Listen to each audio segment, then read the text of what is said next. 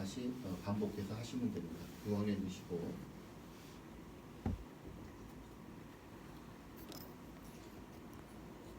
지금은 이제 잘 안착이 됐는지 환자한테 물어보는 겁니다. 잘 들어간 것 같으세요? 그때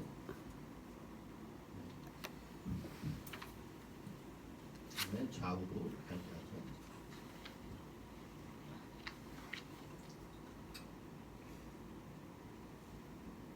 살짝 입을 벌리고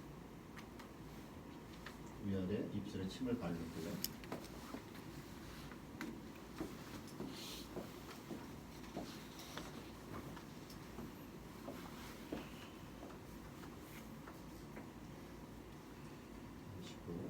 침 한번 삼키고 그 다음에 우이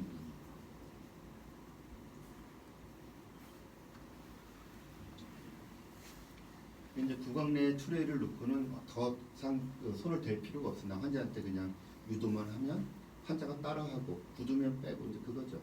네, 그래서 크게까지 하실 필요는 없고요. 이 환자의 구강내에서 환자가 움직였을 때 나온 보도는 이거밖에 안 됩니다.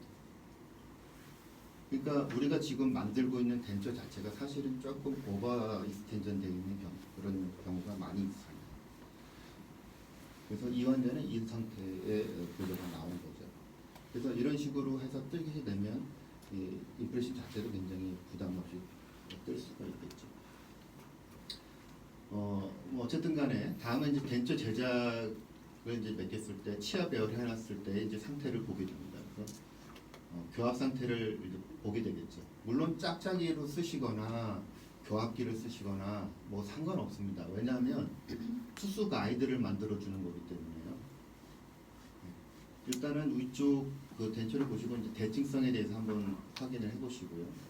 여기 보시면 이제 파운드 라인이라는 게 있습니다. 잘 아시겠지만은 리트로몰라 패드의 메지알 쪽과 배열된 치아의 캐나인의 메지알을 이은 선보다 이 구치부가 이 링글 쪽으로 들어오면 안 됩니다. 그러면 혀의 운동에 간섭을 받거나 혀를 깨물거나 그렇기 때문에 여러분들이 이렇게 치아 배열 해갖고 갔을 때 볼펜 같은 걸로 이렇게 대보시고 구치가 안으로 들어왔다 그러면 구치를 파운드 라인 바깥으로 빼서 배열해라라고 다시 이야기를 해주셔야 됩니다.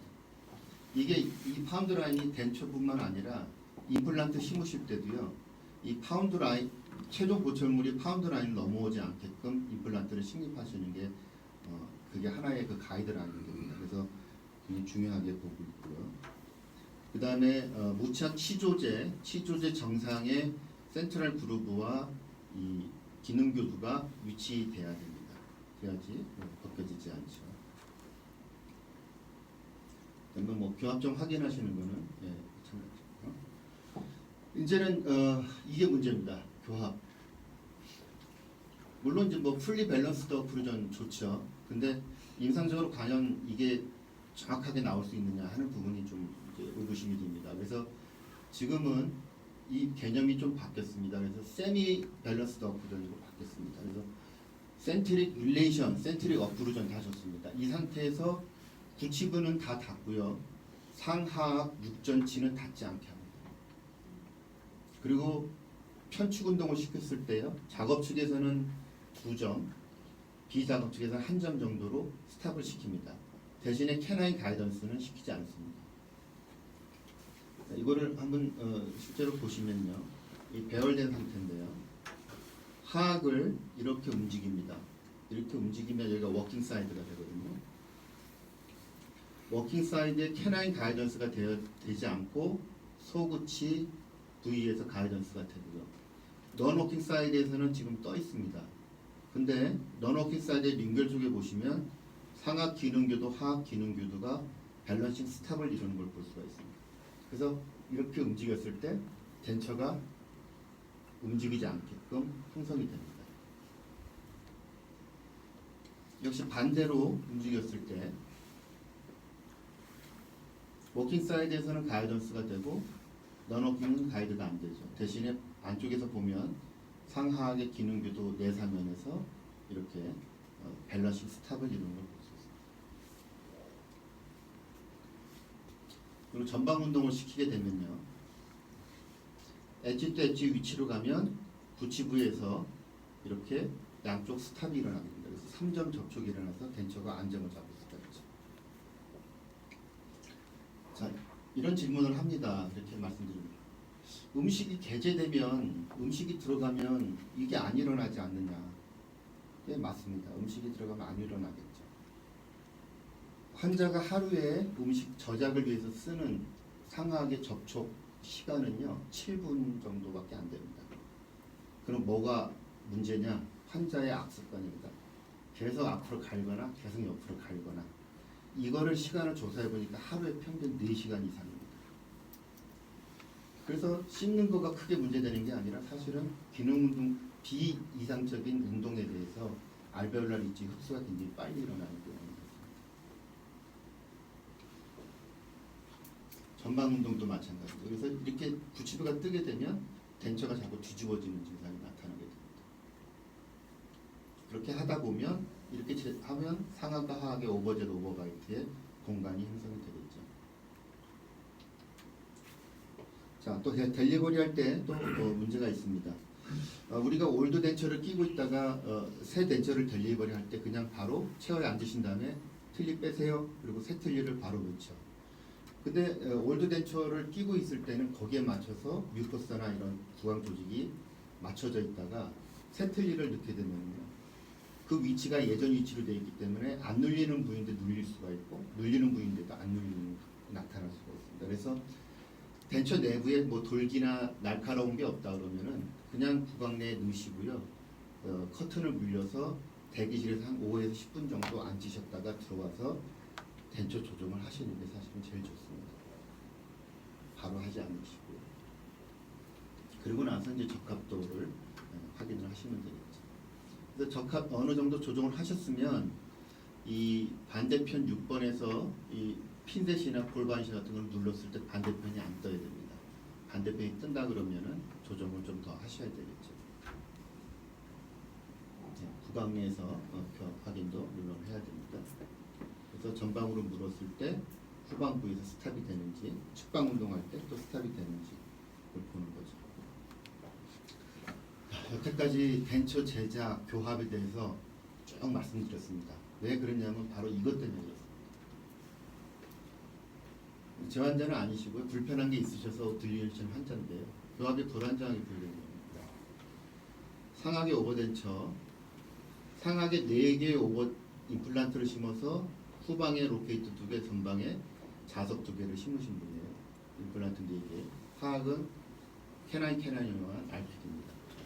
상하계 치료 비용 얼마 정도 나오는지 대충 아시죠? 비보험이면. 그죠? 아마 500~600 이상 나왔을 겁니다. 보시면은 굉장히 덴처가 지저분하게 되어 있고요. 이 앞에 자석도 굉장히 많이 달아진 흔적이 보입니다. 그럼 이 환자가 어떻게 씹히는지 한번 보시죠. 나왔다 들어갔다 하죠, 덴처가. 그러니까 이 환자의 가장 불편한 거는요, 식사할 때마다 로케이트에서 빠져서 들어가고 앞에 자석이잖아요. 그러니까 딱딱딱 소리가 납니다. 아주 뭐 정신이 아주 밥 먹기가 싫을 정도로 그게 소리가 납니다. 바로 이 교합 때문에 그렇죠. 솔직히 덴처만 잘 맞으면 상하게 이렇게 4개 안 넣어도 4개 안 넣어도 사실은 유지력이 나오고 안정을 잡을 수가 있는데 지금 이 상태로 이게 로케이터가 다행히 이게 빠지면서 들어가니까 다행이지, 만약에 이거 안 빠지면 부러지겠죠. 로케이터. 더 심하면 피스처가 부러지겠죠.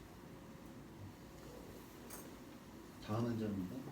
이 환자분도 상하게 오버덴처 되어 있는 환자인데요.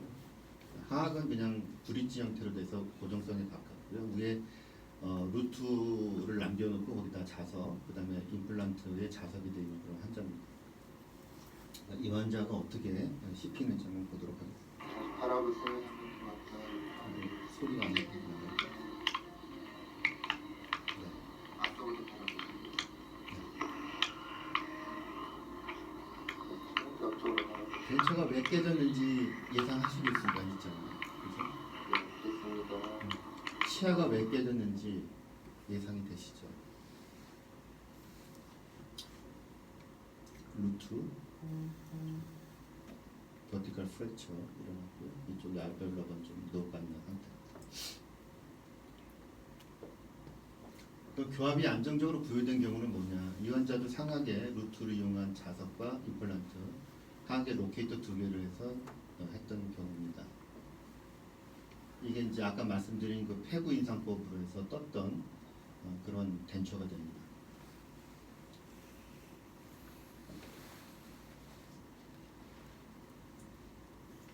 상악 덴처가 안 움직여야 됩니다. 원칙적으로 양쪽에 밸런싱이 되기 때문에 전방으로 물어도 후방에서 스탑이 되줘야 됩니다.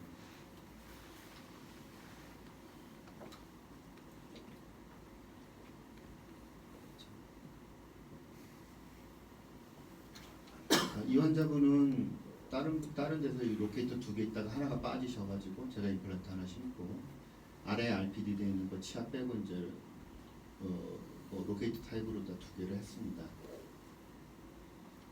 상악은 6개월 정도 기다려야 되기 때문에 조금 그대로 그냥 이 상태에서 덴처를 끼워드렸고 하악은 연결을 했습니다.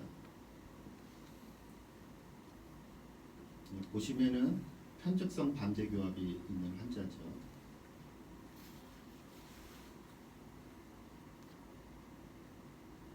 이 편측성 반대 교합이 있다 하더라도 양측으로 아까 말씀드린 것처럼 세미 밸런스들을 만들어 줍니다. 안 움직이게. 그래서 우리가 예전에 보면은 틀니 환자들은 앞니를 뭐 끊지 말라고 신신당부를 하죠. 틀니는 절대로 앞니를 끊으면 안 됩니다. 이런 얘기를 많이 했었습니다만. 근데 이 교합으로 이거를 이제 해소를 시킬 수가 있는 부분이죠. 지금 이건 치실입니다. 그래서 치실을 물었을 때 앞에서 지금 물리고 있지만 구치부에서 지금 스탑을 만들어주고 있기 때문에 전혀 앞쪽에는 지금 힘이 전달이 많이 되지가 않죠. 치실이라면 끊어지지 않습니다. 네. 그래서 이 상태로 돼야 안에 어태치먼트를 연결했을 때 안정성을 찾을 수가 있는 부분이 있습니다. 그래서 제가 이 덴처 부분을 말씀드리냐, 오버덴처를 하실 때, 고정성으로 하실 때는 상관이 없습니다. 오버덴처를 하실 때는 이런 덴처 제작뿐만 아니라 안정성, 교합의 안정성이 동반이 안 되면 로케이터를 쓰셔도 로케이터가 부러지고요. 더 이상의 더 좋은 걸 써도 픽스처까지 나가버립니다. 그래서 그런 부분 때문에 제가 어떤 분은 똑같은 어태치먼트를 써도 성공하시고 어떤 분은 실패하실 수가 있습니다. 그래서 그러한 부분들은 덴처에 관련된다. 특히 이렇게 2개, 3개 이런 걸 이용한 이런 오버덴처의 경우는 그런 경우가 많이 나타난다. 한번 말씀을 드리고요. 조금 쉬셨다가 어태치먼트 중요한 상태에 연결에 대해서 말씀을 드리겠습니다. 5분 정도 주시죠.